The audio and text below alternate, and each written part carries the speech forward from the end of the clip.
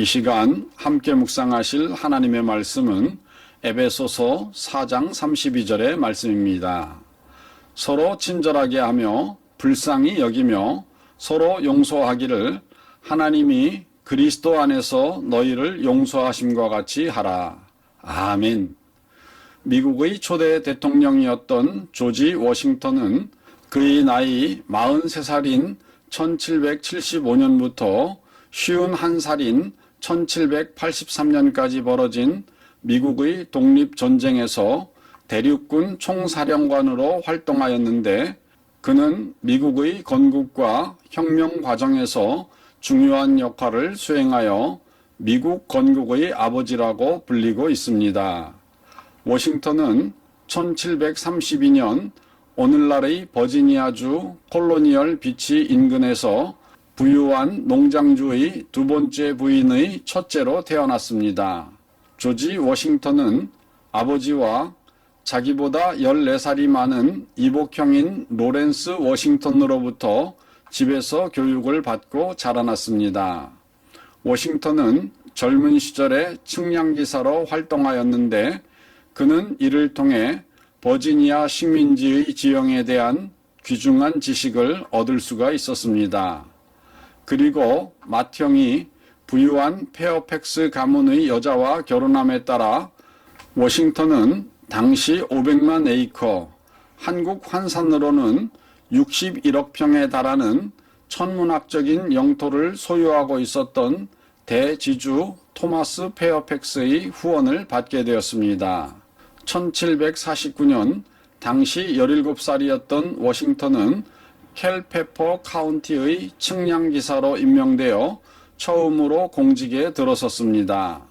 그리고 1752년 20살이 된 조지 워싱턴은 이복형인 로렌스 워싱턴이 죽자 형의 부동산 중 일부를 상속받았고 형의 직업이었던 식민지 총독의 부관 임무 중 일부까지 맡게 되었습니다. 그러다가 조지 워싱턴은 1752년 버지니아의 새 주지사로부터 버지니아 군대의 부관 참모로 임명되어 20살의 나이에 소령이 되었습니다. 그리고 그는 21살이었던 1753년에 버지니아 민병대에 입대하였고 뒤에는 영국군 정규군에 편성되어 프랑스 인디언 전쟁에 참전하여 싸우기도 하였습니다.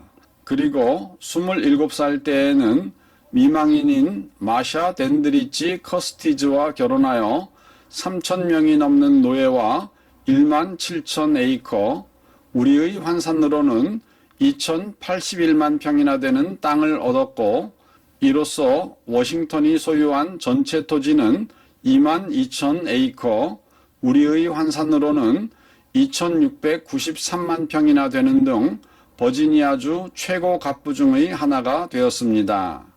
이렇게 자신의 마운트 버넌 농장에서 조용히 지내던 워싱턴은 미국의 독립전쟁이 시작되자 43살인 1775년 대륙회의에서 영국에 맞서는 대륙군의 총사령관으로 임명되었습니다. 워싱턴은 미국 독립전쟁 첫 전투인 렉싱턴 콩코드 전투부터 파리 조약으로 미국의 독립을 승인받을 때까지 총사령관으로 복무하였습니다. 워싱턴은 이때 한편으로는 금방이라도 와야 될 것 같았던 대륙회의를 주재하고 각지에서 모인 결속력 없는 군대를 통솔하면서 동맹국인 프랑스와의 이견을 조율하였는데 그의 타고난 명석한 판단력과 탁월한 지도력 그리고 남을 이끌어가는 데에 훌륭한 장점을 가진 성격을 이용해 온갖 악조건과 싸우면서 끝내 승리를 거두어 미국의 독립을 성취하게 되었습니다. 그리고 1783년 워싱턴의 나이 51살 때 독립전쟁이 끝나자 그는 모든 직위를 내려놓고 자신의 농장으로 돌아가 개인적인 삶을 살았습니다. 그러다가 1787년 55살 때 워싱턴은 연합규약을 대체하는 미국 헌법의 초안을 작성하기 위해 열린 필라델피아 헌법제정의회를 주재하였으며 57살인 1789년 미국 대통령 선거에서 처음이자 마지막으로 만장일치로 대통령에 당선되었고, 연방정부가 수립된 후 대통령으로 재임하는 동안에 정부 각 부서의 역할과 임무에 대한 기초를 놓았습니다. 그리고 워싱턴은 당시 헌법에는 대통령의 임기 제한 조항이 없음에도 불구하고 삼선 권유를 거절한 채 1797년에 퇴임하므로 이후 대통령 2선 연임의 관례가 생기게 되었고, 퇴임한 후 2년 뒤인 1799년에 향년 67세로 사망하였습니다. 역사학자들은 이후 꾸준히 워싱턴을 미국의 가장 훌륭한 대통령 중 하나로 평가하고 있으며, 현재 통용되는 미국의 1달러 지폐에는 그의 초상화가 그려져 있습니다. 그런데 이러한 워싱턴이 미국 독립전쟁을 벌였을 당시 만난 존 글로버 대령과 그의 마블헤드 민병대와의 일화가 있습니다. 존 글로버는 매사추세츠주 마블헤드에서 어업에 종사하던 사업가였는데, 독립전쟁이 일어나자 그는 자신의 거주지 출신인 마블헤드 민병대를 지휘하였습니다. 글로버 대령은 보스턴을 방어하고 해안을 따라 요새를 건설하는 것을 도왔는데, 이 기간 동안 그는 조지 워싱턴 장군과 깊은 우정을 쌓았습니다. 그리고 워싱턴이 해군을 창설할 때 그는 글로버에게 함선을 획득하고 이를 전쟁을 위해 개조하는 임무를 맡겼습니다. 이윽고 독립전쟁 이듬해인 1776년 무려 130척의 영국 선박이 뉴욕 항구에 정박했을 때 워싱턴은 제대로 훈련되지 않은 민병대와 함께 무려 3만 명이 넘는 영국 군대와 맞서 싸우게 되었습니다. 이때 워싱턴의 군대는 탄약 부족으로 인해 병사들이 몰살당할 위기에 몰렸으나 존 글로버와 그의 부하들이 9,000명의 병사와 보급품, 탄약, 말, 포병을 맨해튼으로 이송하여 워싱턴을 사지에서 구해내었습니다. 그리고 1776년 워싱턴이 얼어붙은 델라웨어 강을 건너 트렌턴에 있는 영국 수비대를 공격하는 결정적인 순간에 그는 다시 글로버 대령을 불렀고, 글로버와 그의 부하들은 얼어붙은 강과 겨울 폭풍을 뚫고 군대, 포병, 보급품을 강 건너편으로 수송하여 수비대를 점령하고 9,000명이 넘는 해센 용병을 생포하였습니다.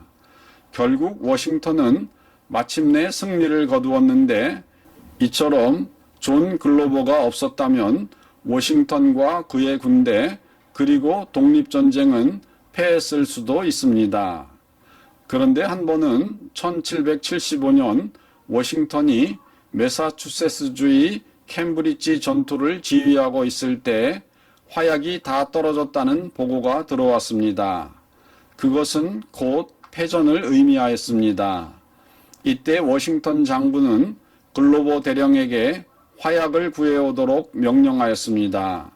그러나 화약이 있으리라고 생각했던 글로버 대령의 거주도시인 마블헤드에도 화약은 동이 나서 글로버는 빈손으로 돌아와야만 했습니다.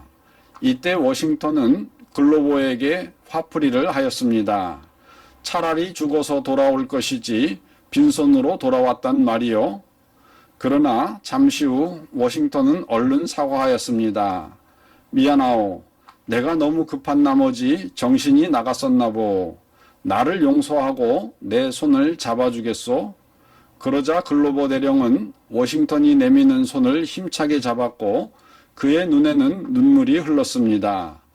그리고 글로버 대령은 다시 부하들을 이끌고 그 자리에서 발길을 돌이켜 화약을 구하러 떠났습니다. 이 작은 일에서 워싱턴의 위대함을 볼 수 있습니다. 사람은 감정의 동물이므로 분노할 수도 있습니다.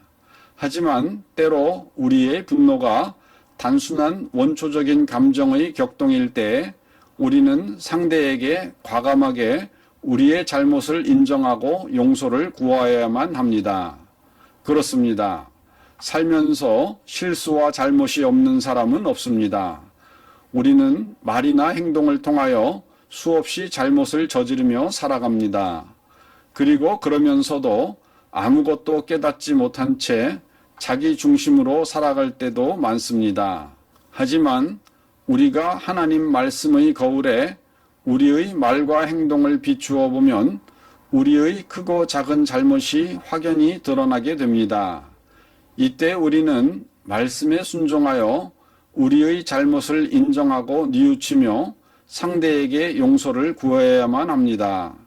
그리고 이를 통해 깨어진 인간관계를 회복함으로 하나님의 기뻐하시는 삶을 살아야만 하겠습니다.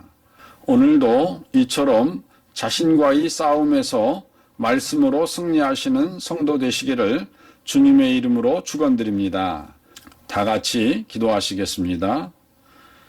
사랑하는 하나님 아버지, 우리는 점도 많고 흠도 많고 죄와 허물도 많으며 실수와 잘못으로 엉켜있는 인생입니다.